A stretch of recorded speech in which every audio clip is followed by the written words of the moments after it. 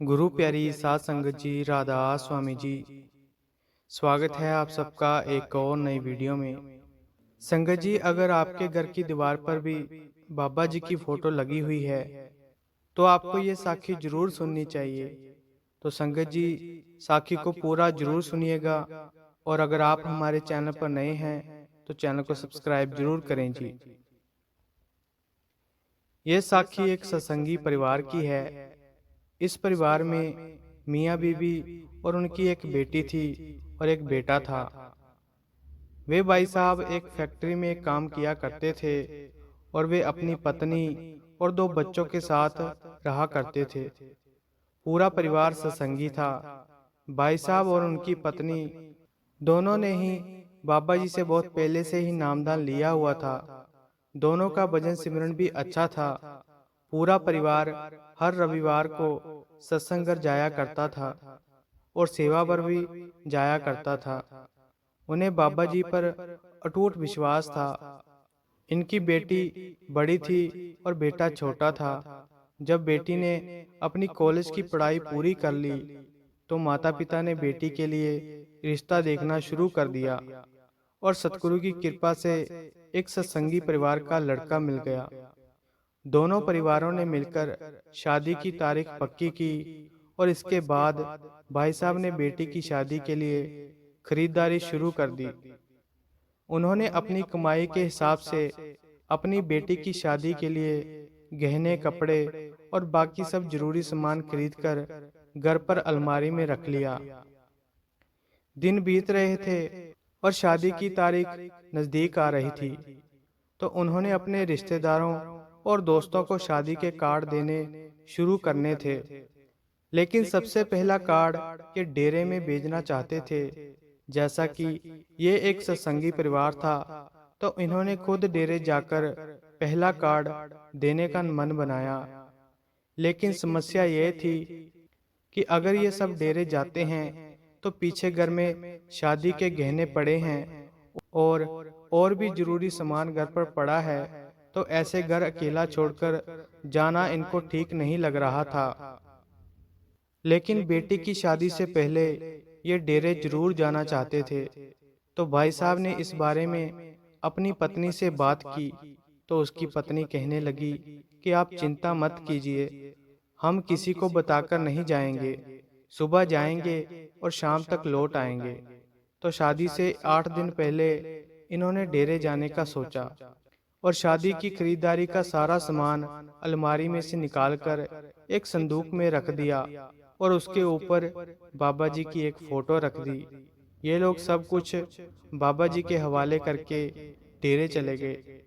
जैसा कि पति पत्नी ने आपस में बोला था कि हम किसी को बिना बताए ही डेरे जाएंगे, तो इन्होंने किसी को नहीं बताया कि आज इन्हें कहीं जाना है।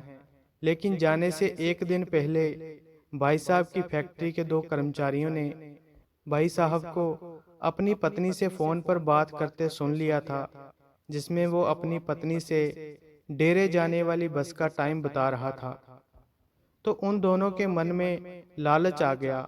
उन्हें पता था कि भाई साहब की बेटी की शादी है और शादी वाले घर में कीमती सामान तो जरूर होता है। इधर सुबह सुबह भाई साहब अपने परिवार के साथ डेरे जाने वाली बस में बैठ गए और पहले से ही घात लगाए हुए दोनों कर्मचारी उनके जाते ही उनके घर का ताला तोड़कर अंदर घुस गए और गहने पैसे ढूंढने लगे। जब घर की सभी अलमारियां खोजने के बाद कुछ नहीं मिला तो उनकी नज़र वहां कोने में पड़े एक संदूक पर गई और संदूक देखते ही दोनों समझ गए कि इसी में ही सब कुछ होगा। तो जैसे ही उन्होंने संदूक को खोलने के लिए संदूक को हाथ लगाया तो उनको जोरदार करंट लगा और वो एकदम पीछे हट गए। पहली बार में इन्हें समझ नहीं आया कि ये क्या हो रहा है। इन्होंने दूसरी बार फिर से कोशिश की। इस बार फिर से इन्हें जोर का झटका लगा और फिर इनकी नज़र संदूक के ऊपर पड़ी, बाबा जी की फोटो पर पड़ी। बाबा जी को देखकर इन्हें ऐसा लग रहा था कि जैसे बाबा जी इनको गुस्से में देख रहे हैं। लेकिन इन दोनों ने इस बात पर ज्यादा गौर ना करते हुए अपना काम जारी रखा। क्योंकि ये दोनों जिस काम के लिए आए थे उस काम को किए बिना जाना नहीं चाहते थे। तो इन्होंने पास में पड़ी एक लकड़ी उठाई और बाबा जी की फोटो को लकड़ी के सहारे से वहां से नीचे गिराने की कोशिश करने लगे। लेकिन उस समय वो हल्की सी वजन वाली फोटो उस संदूक से ऐसे चिपक गई थी कि इनकी लकड़ी टूट गई और बाबा जी की फोटो अपनी जगह से हिली भी नहीं। यह सब देखकर इनके पसीने छूट गए। उन्होंने तीसरी कोशिश फिर की, लेकिन फिर से इनको झटके लगे और इनको कुछ ना मिला।